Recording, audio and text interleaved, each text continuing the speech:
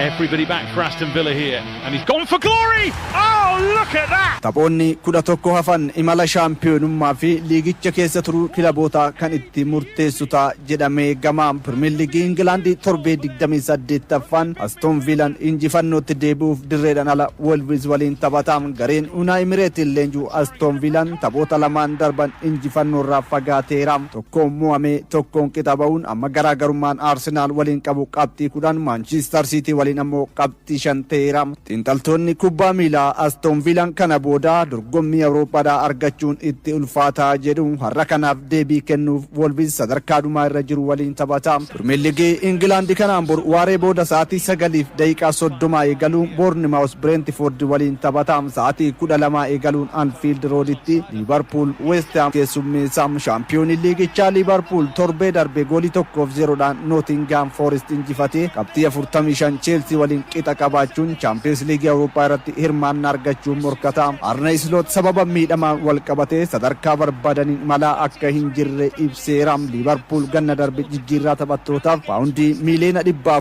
fi miliyoona 50 ol baasuun taphattoota ciccimoo mallatteessifateera. Irra deebiin shaampiyoonii ta'uuf tilmaamas kilaba argate ture. Ta'us Arne Slot maallaqa baafne kana keessaa paawundii miliyoona 200 fi miliyoona 50 irra hin fayyadamne jechuun qabxii dhabuu kilabichaaf karoorri isaanii milkaa akka hin taane dubbate. Reds Liverpool taphoota liigichaa darban sadeen walitti aansee mo'ateera. Gareen Nuno Espirito Santo leenjuu West Ham ammoo yaaddoo gadii keessaa ba'uuf taphata. Taphoota lamaan darban Premier League England qixa kan ba'e West Ham Anfield Roaditti riikoordii gadi aanaa qaba. Taphoota 52 darban dirree Liverpool kanatti taphateen tokkoon qofa mo'ate. 39 mo'amee 12 qixa ba'e. Sa'aatii wal fakkaataa 12 eegaluun Burnley Brentford waliin Newcastle Everton waliin taphata. Galgala sa'aatii 12 eegaluun morkii shaampiyoonummaadhaa keessa kan jiru Manchester Cityn gara Elland Road imaluudhaan Leeds United waliin taphata. The Citizen Manchester Cityn taphoota 5 darban dorgommii hundaan walitti aansee injifateera. Ga'umsi Erling Haaland xiinsammuu garee faallaa bakka jijjiirsiisuuf gochaa jiru Pep Guardiolaaf imala tolcheera. Torbee darbe goolii Nico Orelin galcheef haala kan mijeesse Haaland kubbaa baay'ee mijeessuun Bruno Fernandes qofatu isa caala. Bara 2026 keessa carraa 10 uumuun taphattoota kamiirrayyuu caala.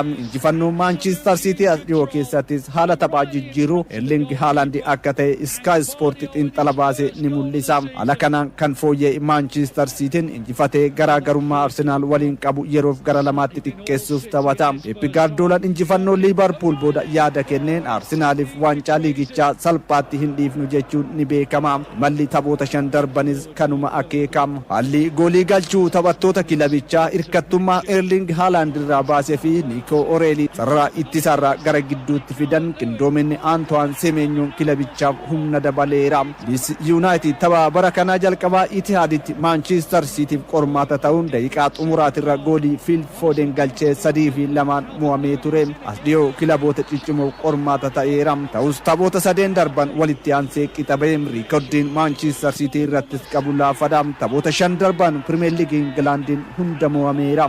Manchester Cityn erga jijjiirraa majjiin Antoine Semenyo fi Mark Gii mallatteessifatee fi Nico Orale iddoo jijjiiree hangi kubbaa qabatanii taphachuu kan bara 2024-25 irra dabaleera jedha. Bara darbe Manchester Cityn harka 6.5 kan ture bara kana ammoo harka 6.7 ol guddateera jedha gabaasni Sky Sport baase. Leenjisaan Leeds United Daniel Farkin Pep Guardiola tooftaa taphaa kubbaa miiladhaa danuu hordofaniif dhiibbaa uumuudhaaf qophaa'aa ta'uu dubbate. Tarii dubbiin himannaa 115 Manchester Cityidhaa as dhiyoo dubbatamaa jiru imala kilabichaa irratti dhiibbaa uumuu danda'a jedhameera. Dilbata darbii London marsaa 215ffaan Mireesitti Arsenal Chelsea waliin morkiin godhanni eegama. Mikel Arteetaan darbii London 2 walitti aansee injifachuuf qophaa'a. Torbee darbe Tottenham goolii 4-1 kan mo'ate The Gunners taphicha mo'atee daran imala waancaa cimsachuudhaaf taphata. The Blues Chelsea ammoo hirmaannaa dorgommii Awurooppaadhaa argachuuf garas imala. Taphoota 3 darban keessaa tokkoon qofa kan mo'ate Arsenal erga Manchester Cityn taphatee booda haala ilaalee dirree seenaa. Kun dhiibbaas qabaachuu mala jedhu xiinxaltoonni kubbaa miilaa. Tapha jalqabaa bara kanaan Chelsea taphattoota 10 taphatee goolii 1 qixa ba'us ergasii Arsenal waancaa liigii Englandin taphoota 2 Chelsea injifateera. Waliigalaan darbii London kana dura 214 keessaa Arsenal yeroo 86 yoo injifatu Chelsea 66 mo'ate yeroo 62 qixa ba'an. Victor Gyökeres Gyökeres ga'umsa Tottenham irratti mul'ise Chelsea irratti agarsiisuuf qophaa'aa ta'uu himeera. Dilbatuma Manchester United Michael Carrick jalatti ga'umsa dinqii mul'ise itti fufuuf Old Trafforditti Crystal Palace waliin taphata. Manchester United liigichaan taphoota 6 darban Michael Carrick jalatti hin mo'amne 5 injifachuun tokkoon qixa ba'e. Fulham Tottenham waliin Brighton Nottingham Forest waliin dilbatuma taphatu. Surely! And Manchester United have got the opener! After a much improved Everton performance in the second half, it's Manchester United. Ani nama sirrii ta'uu koo addunyaatti mul'isuun barbaada jedhee gooleegaa Manchester United Lamens ga'umsa agarsiisaa jiruun jajamaa jira. Dabalata qabna. Is Keane from distance. Well needed the save. Manchester United Peter Schmeichel Edwin van der Sar hanga David Diattiin kilaba goolii eegdota ciccimoo horachuun beekamu maqaa fi duudhaa isaa karaa madaaluun maallaqa olaanaa baasee taphattoota maqaa guddaa qaban mallatteessifataa ture. Van Persie, great save there.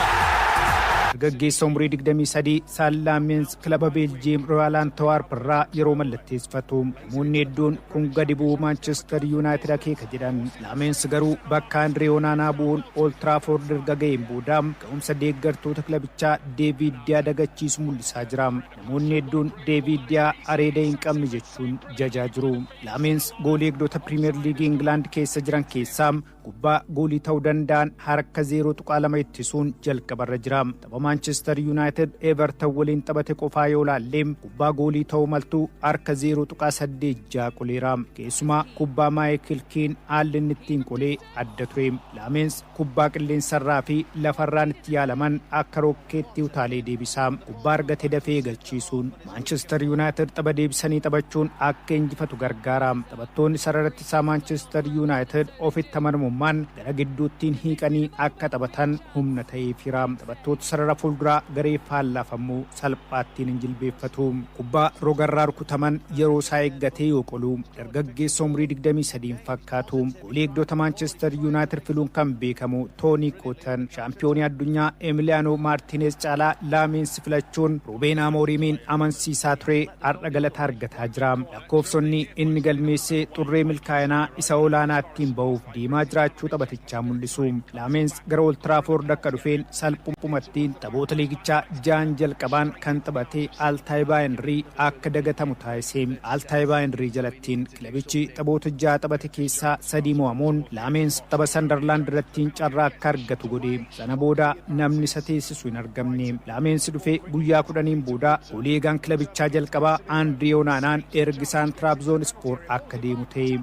Lamens barana leenjistoota 3 jalattiin taphoota 21 walitti aansee taphateera. Taphoota 21 daqiiqaa 1890 dirree keessa tureen yeroo 5 gooliin osoo irratti hin galiin dirree keessaa baheera. Dhibbeen taayyoo ilaalamu harka 24. Andre Onanaan taphoota 72 taphatee dhibbeen 25 qofaan gooliin irratti hin galle. Kubbaawwan gara goolitti yaalaman harka 64.9 qoleera. Taphoota 21 goolii 20 qofaatu irratti galee. Yaaliiwwan goolii ta'uu danda'an harka 29.59 qoleera. Hooptaan akka jedhuttiin yaaliiwwan goolii irraa ittisuu cimina yaaliiwwan irratti yaalamanii fi gooliiwwan galanii yoo madaalamu. Lamens gooliigaa cimaa bara kanaati. BBC'n akkasittiin isa ibsa. Lamens dargaggeessa milkaa'inaaf fakkeenya ta'uudha jedhee inni gooliigaa Premier League England keessattiin karaa baratameen mul'ate miti. Dirree keessattiin gootummaa yoo mul'atu dargaggeessa hin beekamne hin fakkaatu. Faawundeeshinii Manchester United bakka bu'ee guyyaa kabaja kitaaba addunyaa irrattiin kan argame Lamens mana barumsaa sadarkaa tokkoffaatti argamuun gaaffiif deebii barattootaa irratti hirmaatee kubbaa miillaas waliin taphateera. Ani nama sirrii ta'uu koo addunyaatti mul'isuun fedha. Ijoollee kanneen ittiin namni kamuu akka danda'u beeksisuun barbaada jedhee. Namoonni anaaf yaada haala jireenya xiqqaa qaban jiraachuu malu. Kun ammoo ijoollee iddoo guddaa ga'uu barbaadan daangessuu mala. Dareewwan keessa seentee ijoollee jabanatanii jajjabeessan yoo agartu miira addaa sitti uuma jedhee. Jalqaba irrattiin gooleegaa tokkorraa kan eegamu kubbaa qoluudhaa garee ofii gargaaruun ammoo hundaa ol gammachuu namatti uuma jedhee. Gooleegaan duraanii Manchester United Edwin van der Sar ga'umsa Lamens dinqisiifateera. Gooleegaan garee biyyaalessaa Belgium Thibaut Courtois ga'umsa addaa jechuun dhaadhessee Laameensi garuu eenyuun fakkeenya taasifatta jedhamuu yoo gaafatamu Maanuweel Nuweer umtuu naaf hin gitu jedhee.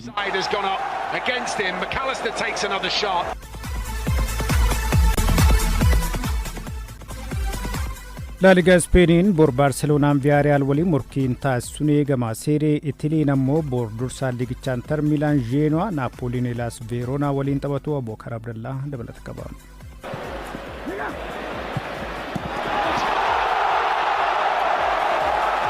ላሊጋ ስፔኒን ቦር ባርሴሎናን ገራገሩማ ሪያል ማድሪድ ወሊን ቀቡ ቀረቀብቴ አፍሪት በልሱ ዳፍ ቪያሪያል ወሊን ሞርኪን ታሱን የገማ ክለቢን ካታላንታ ቦተ ለሞልታን ሱዳን ኮፓ ድራሬን አትሌቲኮ ማድሪድን አከስመስ ላሊጋን ጄሮናን ኤርገማዋተሜ ቦዳ ትልበተ አድቫንቴጅ ፈቹ ሳቲን ሪያል ማድሪድ ራ ዱርሱማ ሊግቻ ፍለቴራ ክሬዳንሲ ፊሊክ ተቦተ ላሊጋ ዲግደሚሻን ኬሳ ዲግደመን ጅፈቴ ተቦተ ከኔ ኬሳ ጎሊ ወንጃተ ሚቱር በገልቼራ ተበቶኒ ገራገራ ኩዳን ጎሊ ለማ ፊሰና ኦል ክለብቻ ጉማቸኒሩ ከኔ ኬሳ ፌራን ቱሬስ ጎሊ ኩዳለማ ለሚን ያማሊ ፊሩ ሎዋንዶስኪን ኩዳን ገልቻኒ ባርሴሎና ቪያሪያል ወሊን ይመርከቱ ሪካርዲ ጋሪ ቀባ ተቦት ሸንተ ሚቶር በድርጎሚው እንዳ ወሊን ተበታን ኬሳ ሶደሚሻን እንጅፈቴራ ተባስዲዮ ክለቡን ለማን ወሊን ተበታኒስ ለማፍተኮን ሟቴ ገሩ ጋሪ ማርሴሎ ሌንጁ ቪያሪያል በረና ጎምሰ ጋሪ ረጅራ ክለብች ተቦት ኩዳጃ እንጅፈቴ ሰዲቅ ታምቦ ጃቆፋ ሞአሙ ሰርካ ሰደፈረ ጅራ ተቦት ለማን ደርበኒን ካምፒኑቲ ወሊን ተበታኒስ ቪያሪያል ቱሟቴ ተበከናፍ ገመ ባርሴሎናቲን ጃቪ ሚዳመራ ፈዩን ሻከል ዲዴቡ ሳቲን እርጋጋ የደርቤት ያስኒ ተበታፌ ገማ ፍራንኪ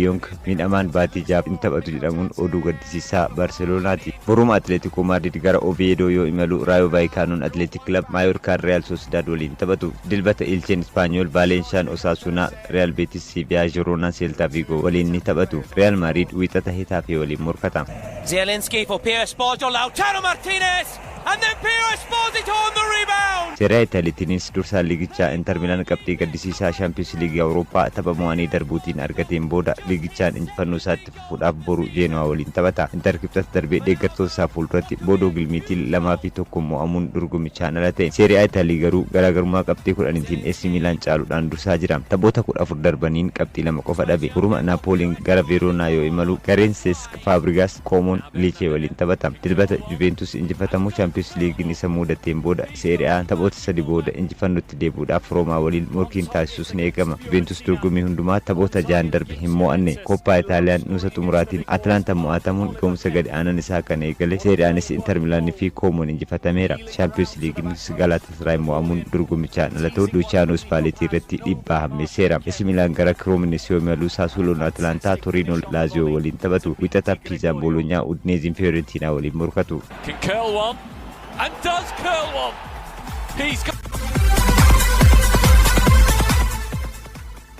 ክርስቲያኖ ሮናልዶን ቆዳ አባ ቀበኝማ ክለብ ስፔን አልሜሪያ ቢታቴ ኡምሪ 41 ገውስ ክለብ ሳውዲ አረቢያ አልነስሪፍ ጠበቻ ከንጅሩ ለሚን ፖርቹጋል ክርስቲያኖ ሮናልዶን የሮ ኩባ ሚላ ጠበቹ ዳቡ ክለብ ኩባ ሚላ ቢታቹ አከበርባዱ ዱበቴ ቱሬም ከሮረ ሳውዲ ረወልቹ ከኔገለ ሮናልዶን ቆዳ አባ ቀበኝማ ክለብ ስፔን ሊጊ ለማፋ ቢየቲ ዮኪን ሴጉንዳ ከስተበቶም አልሜሪያ አርከ ድግደሚሽን ቢታቹ ሳይፎምሴም ድሬ ኩባ ሚላን አለስ ኩባ ሚላ ከሰትር ማቹም በርባዳ ከንጀረ ክርስቲያኖ ሮናልዶን አልሜሪያን ክለብ ቡራ ጭማ ቀቡፊ ጉደቹዳፍ ደንዴቲ ኢፈተ ይቀቡ አንቴፈን ሆገንሰ ክለብቻ ወሊን ወጀቹ ጉድን ሃራ ገረፉል ድራፍ ዴገሩ አወጀደም በረኩማ ለማብድግደም ያፈሩ ላሊጋ ስፔን ኬሳ ገረሴ ጉንዳቲን ካምቡ አልሜሪያን በረከና ላሊጋ ስፔን ቲን ዴቡዳፍ ሰረርካ ሰደፋ ረጅራ ጠቦተ ሊግቻ ድግደሚ ቶርባን ቦዳ ሬሲንግ ሳንታንደር ቀብጢ ሸንተማን ሊግቻ ዱርሶን ቀብጢ ለመቆፋን ጫለሜ ቀብጢ 48ቲን ሰረርካ ሰደፋ ረተርገማ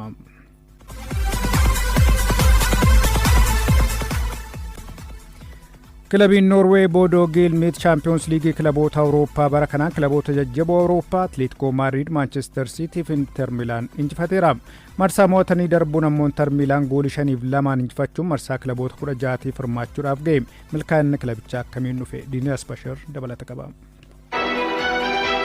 የሎዌቭ ደምበሊ ኬሎ ጀደሙን ዋመሙ እዶን አርገመሳ bakka bonaa fi ganna cabbiin adda hin baane biyya Noorwee magaalaa Boodoo jedhamtuudha. Akka gabaasni ESPN jedhutti baay'inni uummata magaalaa tanaa 42,831 osoo uummanni magaalattii hundi istaadiyeemii San Siro seenanii teessoon 32,169 duwwaatti hafa. Kilabii guddaa Awurooppaa Inter Milaan tapha dhaqaa galaatiin injifachuun seenaa kubbaa miilaa Noorwee jijjiiranii jiru. Boodoo Glimt istaadiyeemii San Sirotti Inter Milaanin gool 2-1 qabxii walii galaatiin 5-2 injifachuun kilabii Noorwee yeroo jalqabaaf marsaa mo'atanii darbuuf ga'e ta'ee jira. Maqaan kun kan dura Champions League Awurooppaa irratti hagas mara hin beekamu ture. Amma garuu namoonni hedduu Boodoon eenyu akka ta'e baranii jiru jedha barruun The Guardian. Boodoon magaalaa guddoo biyyattii Noorwee Oslo irraa gara kaaba biyyattiitti konkolaataan imala sa'aatii 16 deemsu fagaatee iddoo dhokataa cabbiin uwwifametti argamti. Boodoon haala qilleensa adda ta'een beekamti. Sa'aatii 24 keessa ifa aduu ji'a sadaasaa keessa daqiiqaa 56 qofa argatti. Bakki teessuma Boodoo haala qilleensa baay'ee qorraa ta'uu isaatiin wal qabatee kilaboonni gurguddoon akka Roomaa fi Arsenaal kanaan dura istaadiyeemii Boodoo keessatti taphachuuf rakkachaa turanii jiru. Kilabiin kun seenaa hundeeffame isaa keessatti bara 2020 shaampiyoonii liigii Noorwee ta'e. Sana booda irra deddeebiidhaan shaampiyoonii ta'uun olaantummaa liigichaa dhuunfateera. Baroota 5 darbe keessa yeroo 4 shaampiyoonii liigii Noorwee ta'ee jira. Baroota kanneen keessatti dorgommii dachee Awurooppaa irratti kan bara kana osoo hin dabalatin Laaziyoo, Roomaa, Seeltikii fi Beeshikitaash dorgommii keessaa baaseera. Leenjisaan garichaa Kiichteel Nuusen abbaa jijjiirama kilaba Boodoo Glimt jedhamu. Bara 2017 akkuma kilabichi diviiziyoona gadii keessa gara liigii jalqabaa Noorweetti guddateen gargaaraa leenjisaa ta'uun hojii leenjisummaa kilabichaa eegalani. Bara 2018 irraa immoo leenjisaa jalqabaa ta'uun hojjetaa jiru. Milkaa'ina kilaba kanaatiif leenjisaa dirree keessaatiin dabalataa leenjisaan xiinsammuu Boojraan Maansverk lafee dugdaa garee kanaati. Balaliisaa xiyyaara waraanaa kan turan Boojraan Maansverk erga leenjisaa xiinsammuu kilaba Boodoo ta'anii waggaa 8 gahaniiru. Namni kun waraana Afgaanistaanii fi Liibiyaa irratti balaliisaa xiyyaaraa ta'uun dirqama isaanii karaa milkii ta'een bahatanii jiru. Istaadiyeemiin Boodoo Glimt teessoo namoota 8,720 qofa qabata. Egaa garee kanatu kilaba Champions League Awurooppaa yeroo 3 fudhatee fi bara darbe ammoo xumuraaf ga'ee ture dorgommicha keessaa baase. Boodoo Glimt kubbaa miilaa Noorwee keessatti warraaqsa addaa fidee jira. Ofii gareen kun milkiin isaa yoom eegale kan jedhu gaafii namoota hedduu ta'ee jira. Ciminni Boodoo waan guyyaa keessa mul'ate miti. Gareen kun adeemsa keessa ijaaramaa deemuun sadarkaa kanarra gahee jira. Boodoo Glimt taphattoota gatii salphaadhaan bituu fi gatii qaaliin gurguruunis beekama. Taphattoonni ciccimoo kanneen akka James Peter Hugh fi Victor Boniface faa bu'aa kilaba kanaati. James Peter Hugh Eintracht Frankfurt fi AC Milan keessa taphatee jira.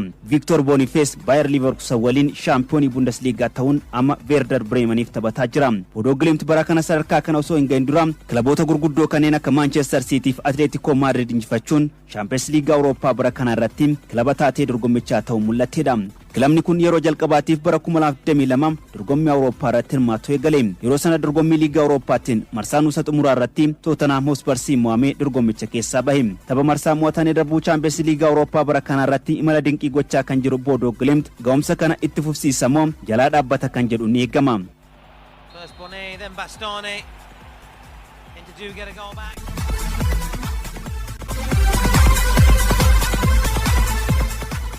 ቻምፒዮንስ ሊግ የአውሮፓ መርሳ ሞተኒ ደርቡ ክለቦቱ ኩረጃር ማች ሷራ ረመዲ እንዲባር አመዲ ከናር ሪያል ማድሪድ ማንቸስተር ሲቲ ፒኤስጂ ባርሴሎና ቼልሲ ወሊ ረመደሙ ደንደው አርሰናል ባየር ሊቨርኩሰን ይፋ አታላንታ ኬሳሞ ከን ቶኮ ወሊ ረመደሙ ከደንዳን ኦዴፈኖን ባኒት ከንጅራን አብዱራማን አሚን ኦዱ ከነስም ብራንጋ ኦዱን ኩረከቱ ሙረሜን ኦዱ ሳይት ቶርባ ይተውፋ ጉያ ጋሪ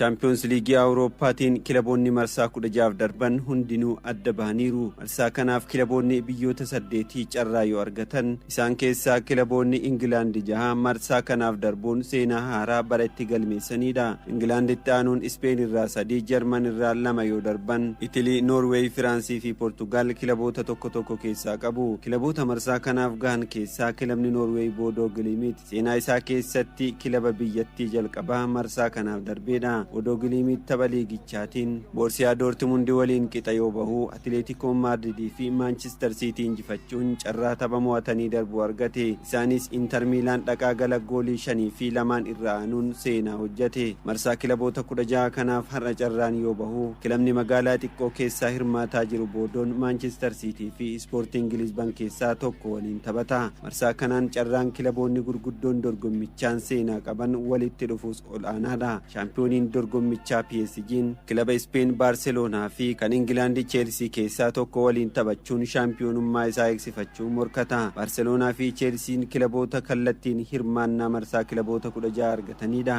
Paris ammoo akkuma bara darbee tapha mo'atanii darbuu taphachuun marsaa itti aanuuf yoo darbu seenaa bara darbee sana irra deebi'uuf morkata. PSG'n kana dura kilaboota kanneen lamaan waliin taphatee riikardii wal fakkaataa qaba. Barcelona waliin taphoota 16 taphatanii yeroo 6 waliin injifatanii 4 ammoo qixaan xumuran. Chelsea waliinis akkasuma taphoota 8 taphate keessaa 3 waliin injifachuun 2 ammoo qixaan xumuraniiru. Shaampiyooniin Awurooppaa yeroo 15 Real Madrid, Manchester City fi Sporting Lisbon keessaa tokko waliin carraan isa dhaqqaba. Manchester City waliin yoo isa gahe ammoo bara kana dorgommii tokkoon taphoota 3 waliin taphatu. Liigicha dursaa ramaddii kan goolabe Arsenal, Atalantaa fi Bayer Leverkusen keessaa tokko waliin yoo morkatu carraan nuusa xumuraaf gahuu isaa bal'aadha. Chelsea, Newcastle fi Paris keessaa abbaa carraan dhaqqabe waliin yoo morkatu Atletico Madrid kilaboota England, Liverpool fi Tottenham keessaa tokko waliin ramadama. Manchester City'nis Boodoo fi Real Madrid keessaa tokko waan isa eeggataniif qormaata cimaatu fuuldura isaa jira. Taphoonni marsaa kilaboota 16 erga carraan bahee booda bitootessa 10 hanga 18 jidduutti taphatamuun kilaboonni marsaa nuusa xumuraaf gahan adda bahu.